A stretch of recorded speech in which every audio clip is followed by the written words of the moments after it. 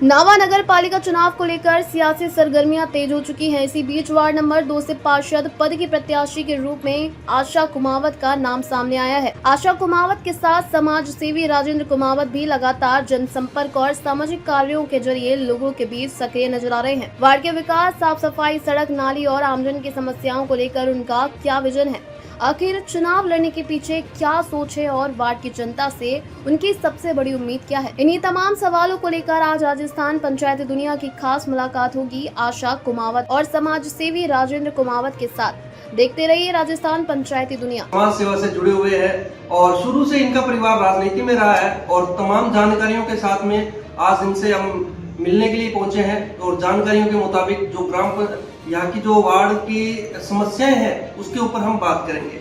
राजेंद्र जी, पहले तो आपका बहुत बहुत स्वागत है। आपका नाम ग्रामीणों ने इस प्रकार रखा है कि आप चर्चा के अंदर बने हुए, बहुत बहुत स्वागत है आपका। धन्यवाद राजेंद्र जी।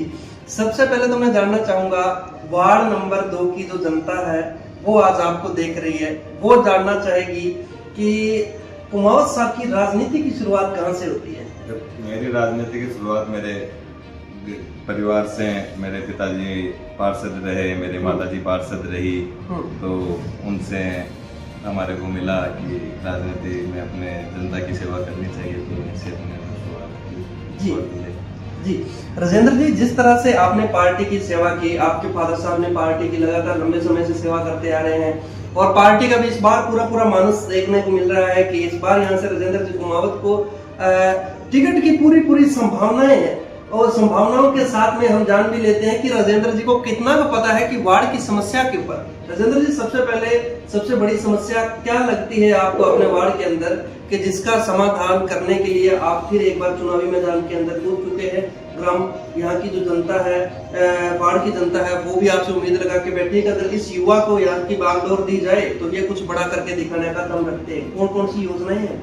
देखो, वार्ड नंबर 2 हमारा नावा का सबसे पिछड़ा हुआ वार्ड है और हमारे वार्ड में मूलभूत सुविधाएं भी नहीं है। जैसे समस्या है कि रोड लाइट नहीं है, सड़कें नहीं है, नालियां नहीं है, तो वो सभी विकास के कार्य हमारे द्वारा करवाए जाएंगे। जी, मैं बात करना चाहूंगा सबसे पहले शिक्षा की।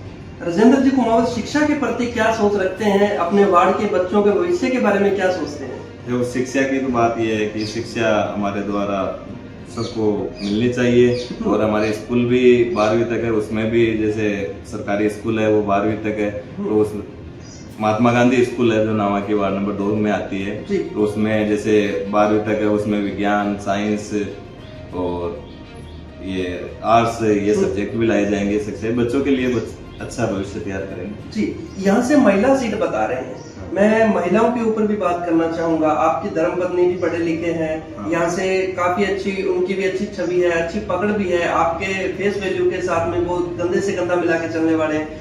अगर उनको यहाँ से टिकट देके यहाँ से महिलाओं की योजनाओं के बारे में पूछा जाए तो उनके क्या पर्सनल ओपिनियन रहेंगे? क्योंकि डिस्कशन तो होती रहती है आपके, क्या कहेंगे उनके बारे में? जो महिलाओं के लिए है तो महिलाओं के लिए जैसे सिलाई सेंटर खुलवाना है, रोजगार, नरेगा में रोजगार दिलवाना है, तो ये सभी चीजें रहेगी। और मेरी मिसेज है तो वो जाती भी रहती है, महिलाओं से बात भी करती है, चर्चा भी करते हैं, तो ऐसी चीजें जो भी समस्या आएगी तो महिलाओं के लिए सबसे पहले खड़े रहेंगे। जैसे सीसीटीवी कैमरे लगाना, बच्चियों के लिए सुरक्षा के लिए रोड लाइट की व्यवस्था करानी है, जिससे रात को अंधेरा नहीं रहे, तो सभी सुरक्षित बच्चियां सुरक्षित मैसेज करें, रात को घर से बाहर निकल सके, ये सभी सुविधाएं करवाएंगे। जी, वार्ड नंबर 2 काफी बड़ा वार्ड है और आपको आज युवा साथी भी देख रहे हैं। वार्ड नंबर 2 के युवा भी आपसे बहुत सी उम्मीद लगा के बैठे हैं, क्योंकि आप खुद एक युवा हैं। युवा आपसे कहने के वो काम के लिए ले लीजिए, खेल मैदानों के लिए ले लीजिए, कभी पीछे नहीं हटते। युवाओं के लिए क्या योजना है आपकी? कुमावत साहब क्या सोचते हैं युवाओं के प्रति? युवाओं के प्रति ये है कि हम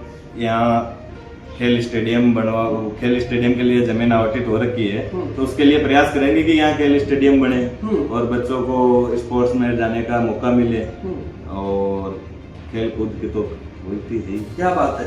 तो मैं एक चीज और जानना चाहूंगा, जिस तरह से आपने बताया कि युवाओं के लिए खेल मैदान वगैरह से उनको जोड़ा भी जाएगा और भी ऐसी बहुत सी चीजें हैं। यहाँ बड़े बुजुर्गों की भी मैं बात कर लेता हूँ, उनकी आपके ऊपर बड़े बुजुर्गों की भी बड़ी कृपा दृष्टि है। पेंशन की बहुत बड़ी समस्या बनी हुई है उनके लिए, जैसे वृद्धावस्था पेंशन होगी, जैसे बड़े बुजुर्गों की पेंशन नहीं आती, तो उनके लिए क्या सोचते हैं आप? देखो उनका सर्वे करके और उनको पेंशन के जो भी डॉक्यूमेंट उनमें कोई कमी है तो वो पूरी करवाई जाएगी और सभी को पेंशन के लिए आवेदन करवाया जाएगा, सबको पेंशन दिलवाई जाएगी। और प्रधानमंत्री जी ने भी अटल पेंशन योजना चालू कर रखी है तो उसका भी लाभ दिलवाया जाएगा। क्या बात है। एक देखा जाता है कि जो गरीब परिवार में कह सकता हूँ, जैसे काफी जगह देखा जाता है कि प्रधानमंत्री आवास योजना के मकानों के लिए भी काफी चर्चा के मुद्दे बने रहते हैं कि हमें मकान नहीं मिला, उनके लिए क्या सोचते हैं आप? उनके भी फार्म भरवाए जाएंगे और जो भी उचित होगा जिसको मिलना चाहिए, जो गरीब परिवार से हैं तो उनको भी मकान अलग करवाए जाएंगे प्रधानमंत्री योजना। सबसे पहले मैं आपसे पूछना चाहूंगा कि जो आपके घरों के आगे से रोड निकल रही है, ऐसे बहुत से परिवार हैं इस रोड के ऊपर जिनके मकान हैं उन रोड के ऊपर, लेकिन ये रोड की ऐसी स्थिति है कि आए दिन एक्सीडेंट होने के भी चांस रहते हैं। इस रोड के बारे में क्या कहेंगे आप? ये रोड देखो माननीय विजय सिंह जी चौधरी जी को जो मंत्री है राजस्व सैनिक कल्याण राजस्व मंत्री है, उनको बोला गया है और मेरे द्वारा भी उनको लेटर दिया गया है, तो उन्होंने बोला है कि जल्दी इस रोड को निर्माण करवाया जाएगा। तो उनका प्रयास है कि जल्दी ही रोड का निर्माण हो जाए। जी, एक यहाँ के ग्रामीणों का कहना है कि देखा जाता है कि आप बिना पद के भी वार्ड पार्षद है, ये कैसे सत्य बात है? देखो ये तो जनता है, कुछ भी बोल सकते हैं, अपने तो काम है कि सेवा करना। तो जनता का जो भी कॉल आता है या कोई काम होता है जनता के लिए, तो रात हो चाहे 24 घंटे दिन रात हम तैयार रहते हैं कि ये काम आ गया, चलो जनता का काम है। किसी का भी कॉल आ जाए, उसमें कांग्रेस बीजेपी कुछ नहीं है, आम जनता का किसी का भी बच्चे का भी कॉल आ गया तो मैं जाता हूँ उनसे, काम के लिए बात करता हूँ, भाई क्या समस्या हो गई, किस लिए कॉल किया आपने, तो समस्या का हल करवाते तो इसीलिए बोल। क्या बात है। जैसे कि यहाँ के ग्रामीणों का कहना था, यहाँ के वार्ड के जो लोग हैं उनका कहना था कि सर बिना पद के भी पार्षद इसलिए हैं क्योंकि कोई भी अगर काम कह दिया जाए तो पीछे हटने वालों में से नहीं है।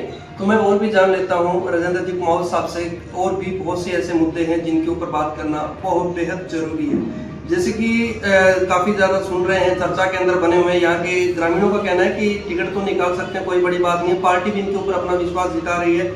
और अगर आने वाले टाइम के अंदर पार्टी इनके ऊपर विश्वास करके अगर इनको दावेदारी करवाई जाती है नगर पालिका की, देखो कोई पता नहीं होता राजयोग किसका लिखा है, किसका भी आ जाए, लेकिन उम्मीद सब लगा के बैठे हैं अगर राजयोग लिखा है और इनको मौका मिलता है तो अपन नगर पालिका पूरी की भी जान लेते हैं क्या समस्या इनको दिखाई देती है, या अपने वार्ड तक सीमित है या पूरे नगर पालिका की समस्या को जानते हैं। राजेंद्र जी कुमावत साहब, आज आपको पूरी नगर पालिका क्षेत्र देख रही है, वो भी जानना चाहेगी क्या समस्या है पूरी नगर पालिका के अंदर। अगर आपको बागडोर दी जाती है चेयरमैन की, आपकी धर्मपत्नी को, तो क्या कुछ योजनाएं रहेंगी, क्या समस्याएं हैं जिनका समाधान होगा?